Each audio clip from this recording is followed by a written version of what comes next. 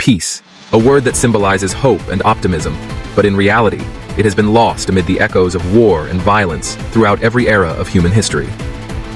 The 21st century, which we began with the promise of a new age of technology, science, and globalization, is now entangled in bloodshed, explosions, and conspiracies.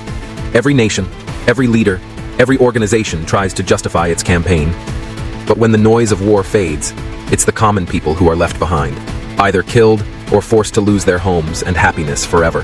Today, we will talk about the faces and events that have reshaped the course of history over the past 2 decades. These stories carry within them the hunger for power, the fire of revenge, hatred in the name of religion, and claims of defending one's nation. But every single time, the same question arises. Is this a victory for humanity or its defeat? Let's begin with America and George Bush's War on Terror. September 11, 2001, a day that shook the entire world. The terrorist attacks on New York's Twin Towers proved that the fire of terrorism can burn anyone, anywhere. The United States, which saw itself as the world's greatest superpower, suddenly felt helpless. President George W. Bush made it clear, either you are with us or with the terrorists. And with that statement began the War on Terror, a war that started in the mountains of Afghanistan and soon spread across the globe. Bombs rained down on Afghanistan, and the entire world stood with America against the Taliban. But as the war dragged on, America's image began to change. Innocent civilians were killed, drone strikes increased, and then came the attack on Iraq in 2003, justified by the claim that Saddam Hussein possessed weapons of mass destruction. But those weapons were never found. More than 600,000 Iraqis were killed, and horrifying images from Abu Ghraib prison brought shame upon humanity. So the question remains, was this truly a war against terror, or the obsession of a superpower intoxicated with dominance? Now, let's talk about Saddam Hussein, a name that was once the most powerful face in the Arab world. He ordered chemical attacks on the Kurds, fought a long and bloody war with Iran, and ruled his country with an iron fist. To the Western world, he was a dictator, but to some, he was a secular leader who prevented religious extremism. His execution created a vacuum in Iraq, one that gave rise to dangerous forces like ISIS. So the question remains, was Iraq better off without Saddam, or did it fall into more chaos? Now let's move to the Russia-NATO conflict. After the collapse of the Soviet Union, Western countries, especially NATO, began expanding towards Eastern Europe. Russia kept warning, "Don't come near our borders." But in 2014, when Ukraine's government changed and pro-Western leaders came to power, Putin called it a conspiracy. In 2022, Russia invaded Ukraine. Western countries call it an invasion. Russia claims it's for national security. The International Criminal Court has accused Putin of forcibly deporting Ukrainian children to Russia. This conflict is still ongoing, and the entire world is feeling its heat. Syria, another country where, in the name of power and resistance, millions of lives were destroyed. During the Arab Spring, when the people of Syria demanded democracy, President Bashar al-Assad sent in the military to crush the uprising. Chemical weapons were used, hospitals and schools were attacked. Serious accusations were made against Assad. But Assad claimed he was protecting his country from terrorism.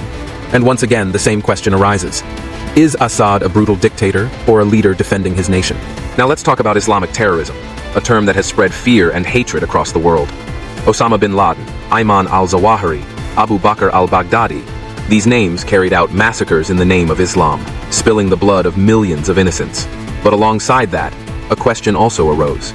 Did the policies of Western countries, their drone strikes, and foreign interventions contribute to the rise of these extremist forces? In Afghanistan, Yemen, Somalia, thousands of innocent people died in drone attacks. So the question is, can terrorism be fought with terror? Now let's take a look at the Israel-Palestine conflict. On the land of Gaza, war erupts every few years. Hamas fires rockets, and Israel responds with airstrikes. But each time, it's the common people who suffer the most. Children, women, innocent civilians, hospitals, schools, refugee camps. Nowhere is safe from the shadow of death. The international community splits into two. Some support Israel, others stand with Palestine. So the question remains, is this self-defense or aggressive expansionism? China and Taiwan, a conflict that could trigger a major war at any moment.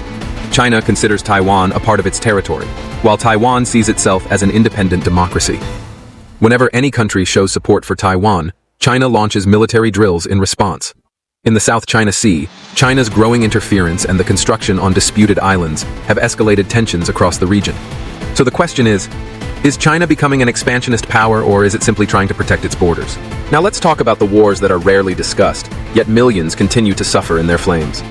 Sudan, the genocide in Darfur, India, Pakistan, ongoing tensions at the border and terrorist attacks from Pakistan into India. China, the persecution of Uighur Muslims. Libya, the chaos and collapse after Gaddafi's fall. These are different faces, different stories, but everywhere there is pain, suffering, and the defeat of humanity. So now comes the biggest question. Are these leaders war criminals or war heroes? Everyone justifies their actions, defending the nation, fighting terrorism, establishing peace. But the numbers say something else. Millions of deaths, tens of millions displaced, and a pain that lasts for generations. Some leaders may win wars, but humanity loses. History, will it call them righteous warriors or monstrous architects of genocide? That verdict is not just history's to write. It lies with you and the generations yet to come. If you believe the world should be ruled by words, not weapons, then share this message. Peace isn't just a dream, it's a responsibility. Think, question, raise your voice. Can we still hope that the path to peace exists? What do you think? Tell us in the comments, because as long as we keep asking questions, we'll keep searching for answers, and hope will stay alive.